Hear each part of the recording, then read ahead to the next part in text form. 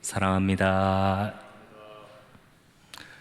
지금 저희가 함께 나누고 있는 말씀은 이사야서 14장에서부터 시작된 열방을 향한 심판의 말씀입니다. 계속해서 열방의 나라들을 향해서 이 나라 저 나라에게 하나님의 심판이 있을 것이다 라는 말씀을 이사야가 전하고 있습니다. 그 심판의 대상이 되는 나라는 정말 많았습니다. 바벨론, 아수르, 블레셋, 모압, 암몬, 에돔, 모든 나라들, 이스라엘 주변에 있는 나라들이 전부 하나님의 심판의 대상이었습니다. 이 나라들을 향해 하나님께서 심판을 하시는 이유는 첫 번째로 이 나라들에 있는 악독이 하나님의 심판을 받을 만큼 충분히 쌓였기 때문입니다.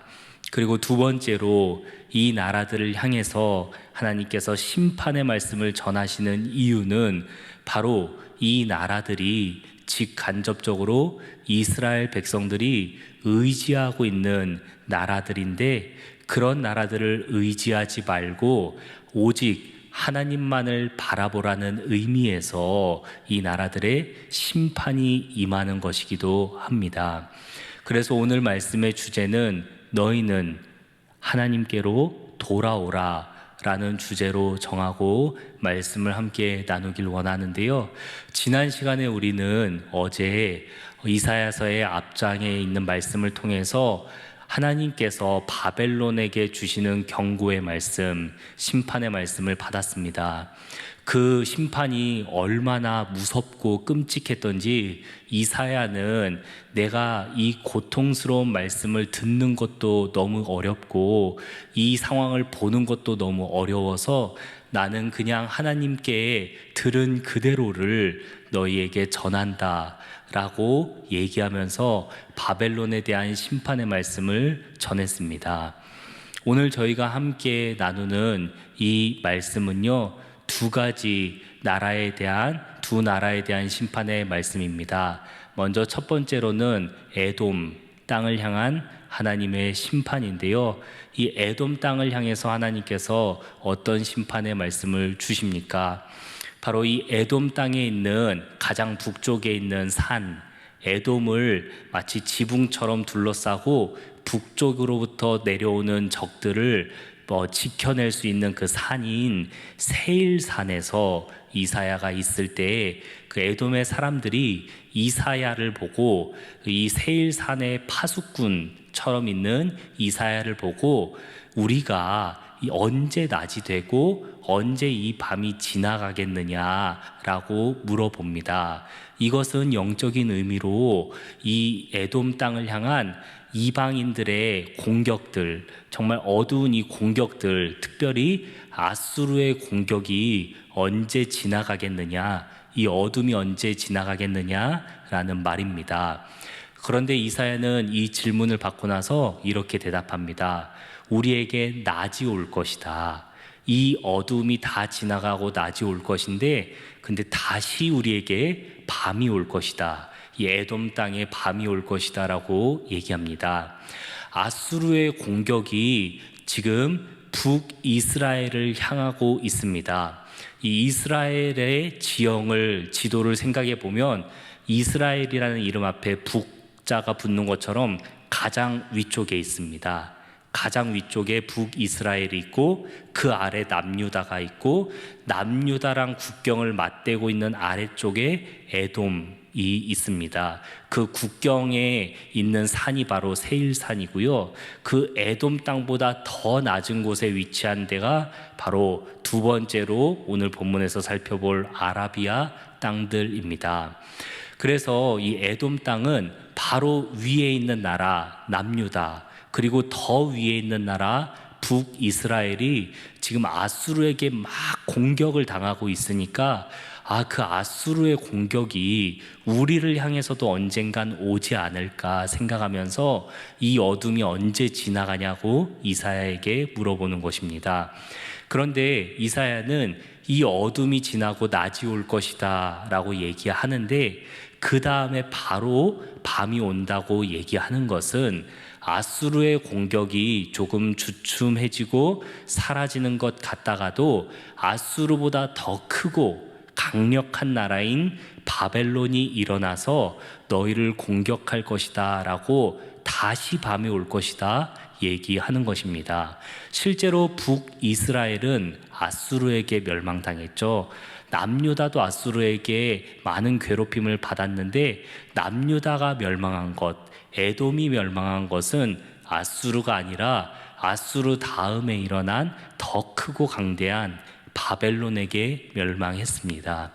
그렇기 때문에 이사야는 에돔 사람들에게 너희는 다시 밤이 오고 다시 너희가 공격을 받고 멸망을 당하게 될 것인데 너희가 나에게 이런 것들을 물어볼 수 있다. 언제 밤이 오냐, 언제 낮이 오냐 물어볼 수 있지만 이런 질문들을 하기보다도 너희는 돌아오라. 너희는 하나님께로 돌아오라고 이 에돔의 백성들에게 얘기를 합니다. 이윽고 이사야는 아라비아 사람들에게도 하나님의 심판의 말씀, 경고를 전합니다. 이 아라비아는 조금 전에 설명드린 것처럼 북이스라엘의 아래, 남유다가 있고 남유다의 아래 에돔이 있고 에돔보다 더 아래 있는 나라가 아라비아 땅입니다. 그러니까 가장 심판으로부터 멀어 보이고 바벨론 땅으로부터 가장 멀리 있는 것처럼 보입니다. 그런데 하나님께서는 이 아라비아 사람들에게도 너희에게도 심판이 임할 것이다 라고 말씀하십니다. 먼저 이 아라비아 땅에 있는 세 도시 중에서 드단이라는 도시를 이사야가 먼저 얘기하는데요. 드단에 있는 거대한 상인들, 대상들이 그 호화롭고 안전한 집을 내버려 두고 너희는 전부 다 나와서 수풀에서 유숙할 것이다 라고 얘기합니다. 그러니까 그 정도로 지금 이 아라비아에 있는 드단 사람들이 큰 위기에 빠질 것이다 라는 얘기죠. 집에서 다 도망가서 수풀 사이에 몸을 피할 정도로 큰 위기가 닥칠 것이니까 너희는 너희에게 임할 그 진노를 주의하라 라는 것이죠. 그 다음에 데마라는 도시가 등장합니다. 이 데마에 있는 사람들에게는 이렇게 얘기합니다. 너희 나라가 이제 멸망하고 드단에 있는 사람들이 다 도망할 것인데 너희는 그렇게 칼과 창과 전쟁을 피해 도망간 사람들, 너희에게로 도망 온 사람들을 너희 집에 숨겨주라 라고 합니다. 예를 들어서 만약에 우리나라가 공격을 받았다고 하면 서울에서 도망쳐 나온 사람들을 경기도에 있는 사람들이 다 그 사람들을 받아서 숨겨주라 이런 의미죠. 그러니까 이 나라가 지금 엄청난 공격에 풍비박산이 나고 있다는 것이고 앞으로 그런 심판이 임할 것이다 라는 뜻이죠. 또 다른 도시의 하나인 이 게달에 대해서도 이사야는 이렇게 얘기합니다. 너희 게달의 주민들아, 너희의 영광이 다 쇠해질 것이다. 너희의 영광이 다 쇠해질 것이다 라고 얘기합니다. 이 게달이라는 도시는요 정말 호화로운 장신구들 그리고 무역이 많이 발달한 도시였습니다.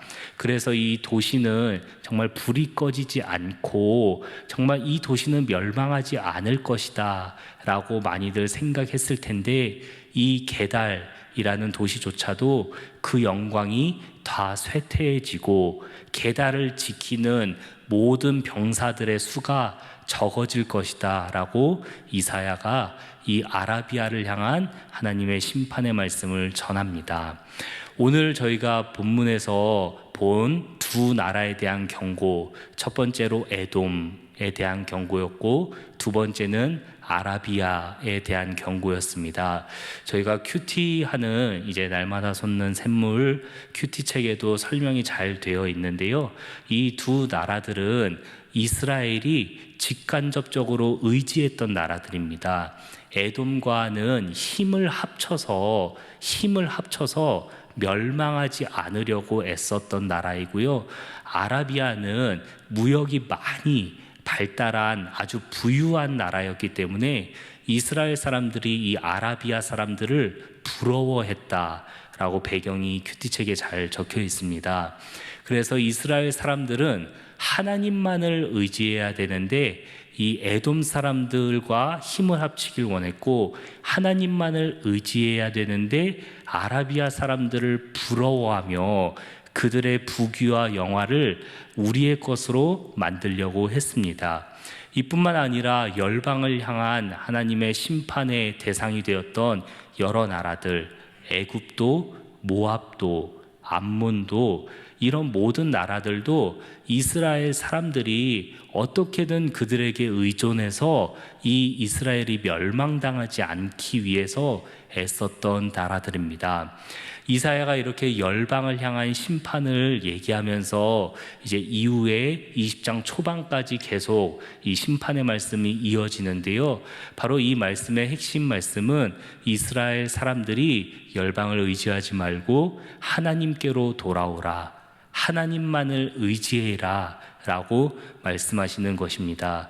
지도를 설명드렸던 것은 이스라엘이 이 열방을 향한 심판의 말씀을 이사야를 통해 받을 때에 점점 의지할 나라가 없어진다는 것을 설명드리기 위해서 지도를 조금 말씀드렸습니다.